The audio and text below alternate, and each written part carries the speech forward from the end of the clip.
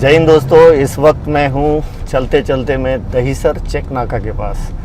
Dahisar check नाका से मुंबई की तरफ जा रहा हूँ, तो मैंने सोचा कि दहीसर से मुंबई का हाल भी आपको बताऊँ।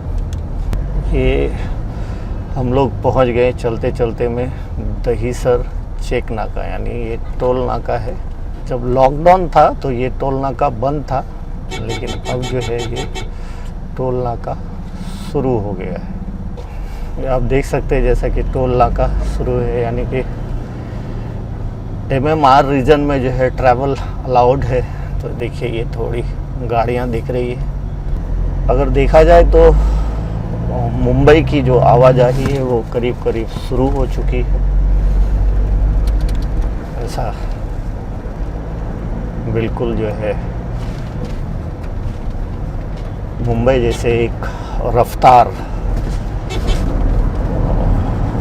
में चल रही है।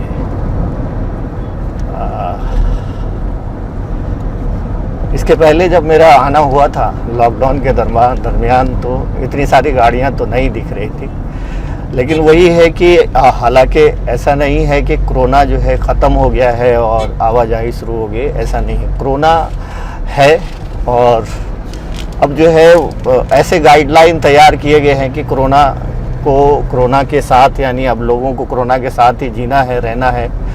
तो उसके लिए गाड़ियों के लिए भी गाइडलाइंस इशू किए गए हैं कि एक कार पे जो है 2 आदमी रहेंगे, यानी 2 से ड्राइवर के साथ 3 लोग, इस तरह से जो है लोग ट्रैवल कर पाएंगे। और MMR रीजन में कोई भी ट्रैवल के लिए किसी भी परमिशंस की ज़रूरत नहीं है। तो उस हिसाब से लोग जो है आना जाना, आवाजाही जो है लोगों की शुरू है। और मुंबई के बारे में कहते हैं कि मुंबई ना तो कभी थकता, ना तो कभी सोता, ना तो कभी रुकता, लेकिन बीच में 2-2.5 महीने बिल्कुल मुंबई रुका हुआ सा था, थका हुआ सा था। थका हुआ तो नहीं बोलेंगे, रुका हुआ था। और लेकिन फिर से मुंबई खड़ा हो रहा है, धीरे धीरे जो है आवाजाही चालू है। लोग जो है अपने अपने काम पे जा रहे हैं, आ रहे हैं। हाँ, लेकिन अभी भी मुंबई की जो नाइट लाइफ है, सबसे ज़्यादा जो है मुंबई की नाइट लाइफ के लिए मुंबई जाना जाता है, यानी मुंबई की चकाचौंध भरी नाइट लाइफ। तो वो नाइट लाइफ कहीं ना कहीं मिसिंग है अभी भी।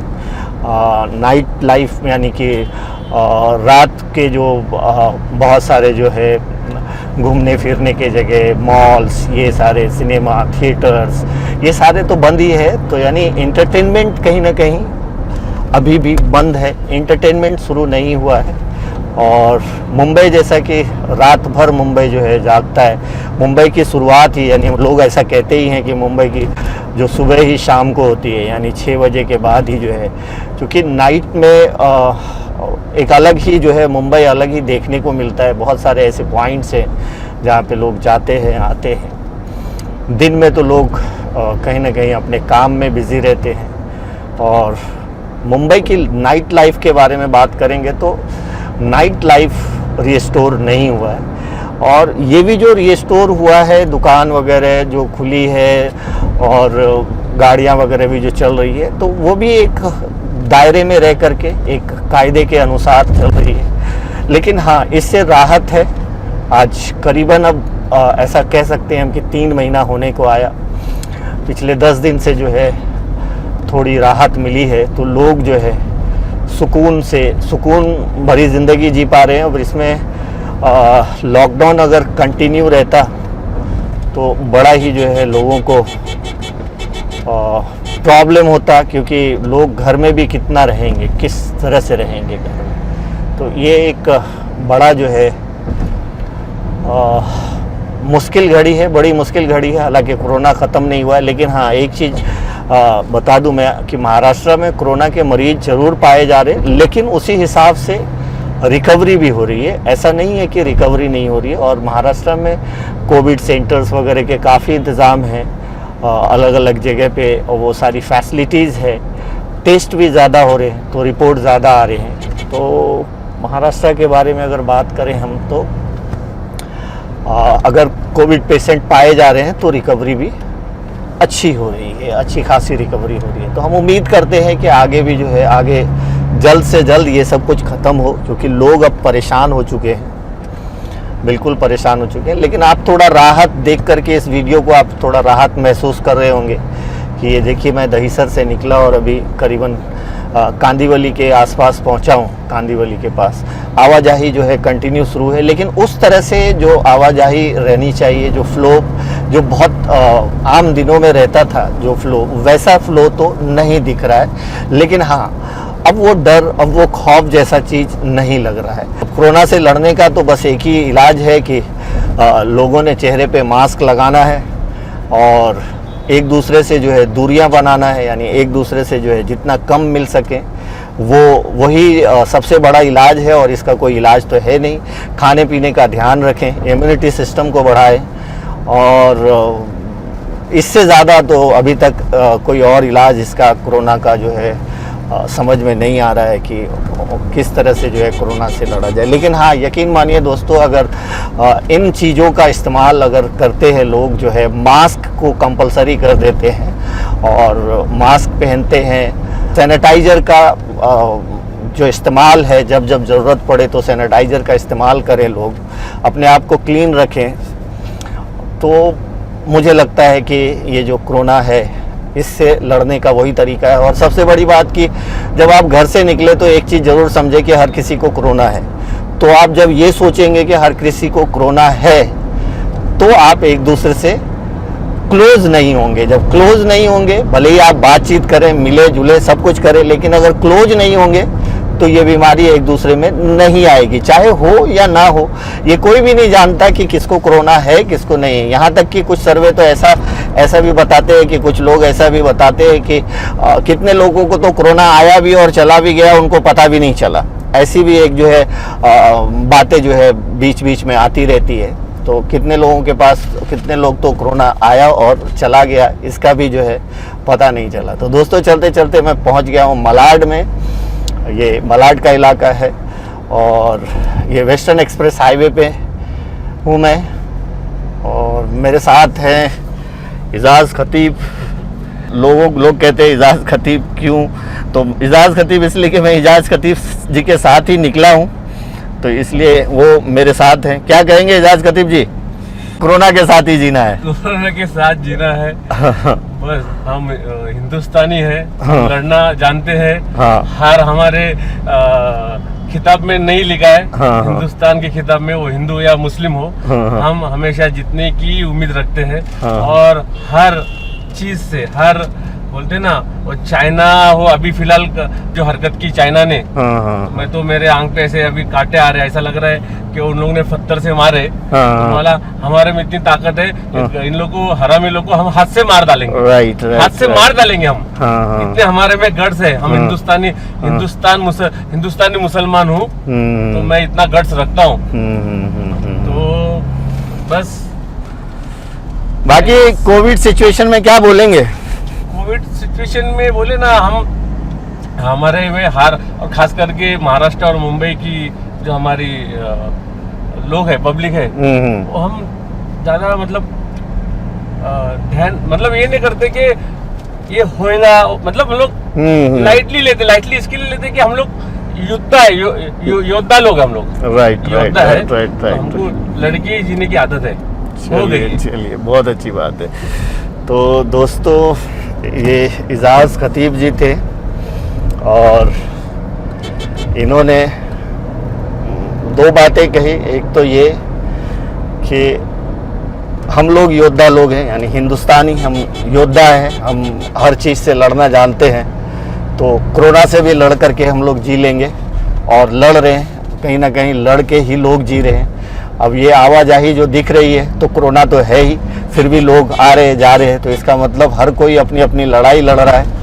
गवर्नमेंट ने भी ये कहा है कि आप अपनी सुरक्षा का खास खुद ध्यान रखें, और हर कोई अगर इस जिम्मेदारी को समझने लगेगा कि उनको खुद को ये एहसास होना चाहिए कि ये बीमारी ऐसी है और इससे हमें जो है लड़ना भी है, और हमको काम भी करना है, जीना भी है, अपनी ज़रूरत भी पूरी करनी है, तो इससे जो है बिल्कुल जीता जा सकता है, निजात पाया जा सकता है। दूसरा, उन्होंने जो चलते चलते में उन्होंने, चूँकि चाइना बहुत नीच हरकत पे उतर आया है, ऐसा कह सकते हैं हम। और चाइना के बारे में इन्होंने कहा कि हम लोग कैपेबल हैं कि हम लोग तो हाथ से मार दें उनको, और ये जो चाइना की जो हरकतें हैं वो वाकई में जो है शर्मनाक हरकत है।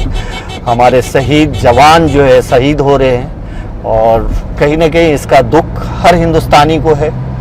तो उसी तरह से एजाज़ खतीब ने भी अपनी भावना व्यक्त की कि ये जो चाइना की जो हरकत है वो नाकाबिले बर्दाश्त है, और इसको हम कोई भी बर्दाश्त नहीं करेगा, कोई भी हिंदुस्तानी बर्दाश्त नहीं करेगा।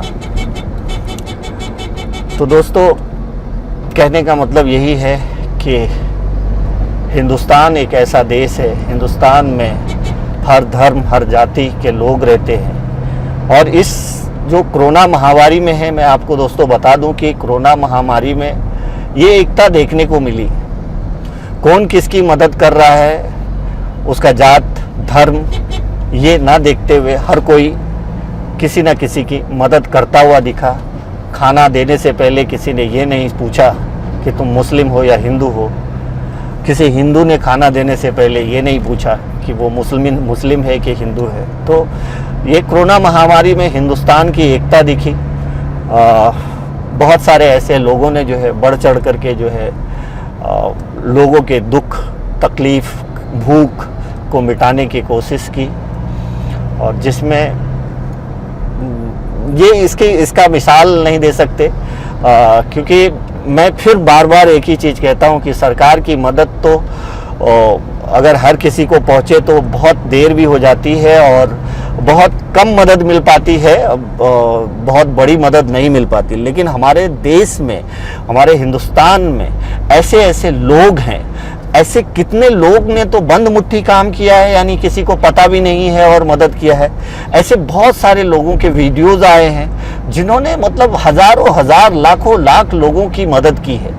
हर किसी ने मदद की है। अभी हमारे साथ एजाज़ खतीब भी हैं, इन्होंने भी कोविड-19 के पीरियड में कितने लोगों को, कितने ऐसे बीमार लोगों को जो है, जो कोविड के शिकार थे, किनको हॉस्पिटल का इशू था तो उसको सोल्व करके दिया, किसको थोड़े बहुत पैसे की ज़रूरत थी तो उसको करके दिया, किसको राशन वगैरह की ज़रूरत थी तो वो अपने कॉन्टेक्स्ट के हिसाब से उनको राशन का अरेंजमेंट करा के दिया।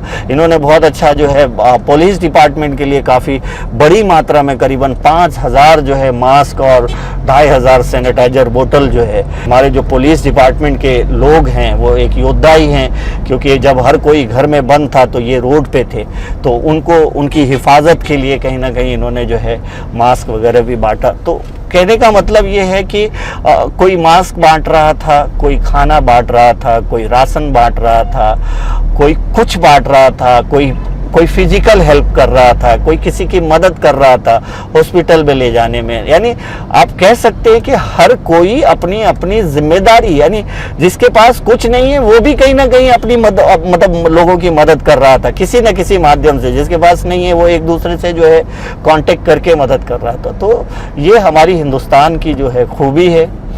और ख़ास करके मैं मुंबई की अगर बात करूं तो मुंबई की जितनी तारीफ़ करूं, मुंबई के बारे में जितना कहा जाए उतना कम है। मुंबई ने जब बहुत ज़्यादा लॉकडाउन था तो मुंबई ने जिस तरह से माइग्रेंट की मदद की है, ख़ास करके मुंबई के लोगों ने, मैं आपको फिर से बात कर रहा हूं, मुंबई के लोगों ने जो माइग्रेंट की मदद की है वो अनबिलीवेबल है। उन तक खाना पहुंचाना, उन तक पानी पहुंचाना, उन तक जो है बिस्किट पहुंचाना, ये सब हमने अपनी आंखों से देखा है, कवरेज किया है, हमने कई वीडियो इस पे दिखाए हैं। तो दोस्तों, मुंबई है, और मैं ऊपर वाले से दुआ करता हूँ, आप सब भी दुआ करें कि मुंबई, महाराष्ट्र जल्द से जल्द रिस्टोर हो, और इसके साथ साथ पूरा इंडिया रिस्टोर हो, उसके साथ साथ पूरी दुनिया रिस्टोर हो। यानी कि दुनिया में, पूरी दुनिया में ऐसा कोई भी जगह नहीं बचे जहाँ इस तरह की महामारी हो, और इन सब से लोग जो है कहीं ना कहीं आज़ाद हो, खुल के ज़िंदगी जी सकें। मुंबई का नाइट लाइफ फिर से शुरू हो, हर शहर का नाइट लाइफ शुरू हो। मुंबई में अभी आप लॉकडाउन के पहले तो बहुत सारे ऐसे परमिशंस आए थे कि 24 आवर मॉल्स वगैरह को खुले रहने का परमिशन दे दिया गया था। तो ये क्यों दिया गया था? क्योंकि मुंबई जागती है, मुंबई सोती नहीं है। मुंबई की सुबह जो है अगर ट्रेन चलती है तो 4 बजे सुबह से ट्रेन चलती है और 2 बजे खत्म बंद होती है। तो 2 घंटे के लिए मुंबई की ट्रेन भी अगर रुकती है तो सिर्फ 2 घंटे के लिए। तो आप सोच सकते हैं कि मुंबई किस तरह से, और मुंबई में ना हिंदुस्तान के कोने कोने से लोग आकर के रहते हैं। मुंबई एक ऐसा शहर है जो कई मतलब अब जो भी आया यहाँ पे उसको कुछ ना कुछ काम मिला है, उसको कुछ ना कुछ रोजगार मिला है, उसको कुछ ना कुछ खाने को मिला है, रहने को मिला है। मुंबई का दिल बहुत बड़ा है। मुंबई के बारे में हम जितना कहें उतना कम है। दोस्तों चलते चलते मैं अंधेरी पहुंच गया। देखिए बातों बातों में मैं अंधेरी पहुंच गया हूं और ये अंधेरी फ्लाईओवर पे हूं। मैं आज और लॉकडाउन के पहले की अगर बात करूं तो लॉकडाउन के पहले जब मैं फुल लॉकडाउन के पहले जब मैं आ रहा था, तो जब फुल लॉकडाउन था तो ये सारा सन्नाटा था। अगर उसके पहले की बात करूं तो इतनी आसानी से हम चल नहीं सकते थे, क्योंकि गाड़ी पे बार बार ब्रेक लगाना पड़ता था, क्योंकि गाड़ियां बहुत ज़्यादा चलती थी। लेकिन अभी क्योंकि लॉकडाउन खुला है, बहुत ज़्यादा आवाजाही नहीं है, लेकिन फिर भी आपको गाड़ियां कंटिन्यू चलती हुई दिख रही होगी। आप देख रहे हैं कि कुछ ना कुछ जो है आवाजाही जो है कंटिन्यू चल हो रही है। और आपको ये वीडियो देख करके तो ऐसा तो ज़रूर लगेगा कि नहीं यार कोरोना नहीं है अब, लेकिन दोस्तों कोरोना है, कोरोना है। और अगर सबको मतलब ऐसे ही चाहिए कि ज़िंदगी इसी तरह से चलती रहे और हम लोग अपना अपना काम काज करते रहे, काम काज के हिसाब से चलते रहें, तो एक ही चीज़, जिनसे भी मिले दूर रहें, जिनसे भी मिले ये सोचे कि शायद इसको कोरोना होगा।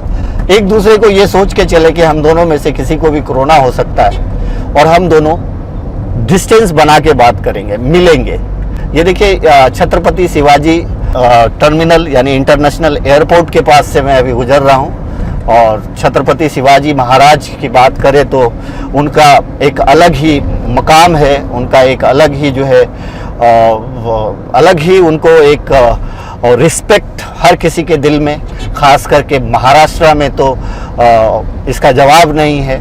और छत्रपति शिवाजी महाराज को की जो वीरता और उनके द्वारा जो भी किया गया है उसको लोग जो है हमेशा याद करते हैं और सदियों तक याद करेंगे। उनकी जो है जब भी उनका कोई नाम लेता है तो बड़े ही रिस्पेक्ट से लेता है, क्योंकि वो उस काबिल हैं, उस लायक हैं, और उनको महाराष्ट्र में तो एक तरह से जो है पूजा जाता है। तो ये ऐसा कहते भी हैं कि ये महाराष्ट्र जो है शिवाजी महाराज यानी छत्रपति शिवाजी महाराज का राज्य है, या फिर जो भी कहें आप इसको। लेकिन महाराष्ट्र में जो है मैंने देखा है हर किसी को, चाहे वो किसी भी धर्म का हो, छत्रपति शिवाजी महाराज की जो है रिस्पेक्ट और आदर सम्मान के साथ करते हैं। तो दोस्तों चलते चलते मैं पहुंच गया अभी सांता क्रूज के आसपास पहुंच रहा हूं। सांता क्रूज के आसपास पहुंच रहा हूं मैं। तो फिर से वही बोलूँगा कि कोरोना है लेकिन लोग चल रहे हैं, जी रहे हैं। और जहाँ तक मैं अगर बात करूँ कि जो लॉकडाउन अनलॉक हुआ है, तो लॉकडाउन अनलॉक होने के बाद जो है कुछ ऐसी बातें, बहुत सारी ऐसी अफवाहें आई थी कि 15 तारीख के बाद फिर से फुल लॉकडाउन हो जाएगा, ये हो जाएगा। तो ऐसे बहुत सारे मैसेजेस आ रहे थे। इस पे संज्ञान लेते हुए महाराष्ट्र के सीएम उद्धव ठाकरे जी ने भी कहा था कि नहीं, अभी ऐसी लॉकडाउन की कोई बात नहीं है। जब अगर ऐसा कोई डिसीजन लिया जाएगा तो इसके बारे में विचार विमर्श करके बताया भी जाएगा।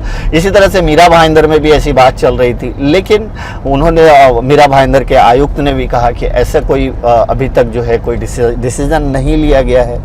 तो इस बारे में मुझे ऐसी थोड़ी जिज्ञासा हुई कि मैं लोगों से बात करूं, और मैंने कुछ लोगों से रैंडमली बात करना शुरू किया। तो जितने लोगों से भी मैंने बात किया, उन्होंने कहा कि लॉकडाउन जो है, फुल लॉकडाउन इसका सॉल्यूशन नहीं है।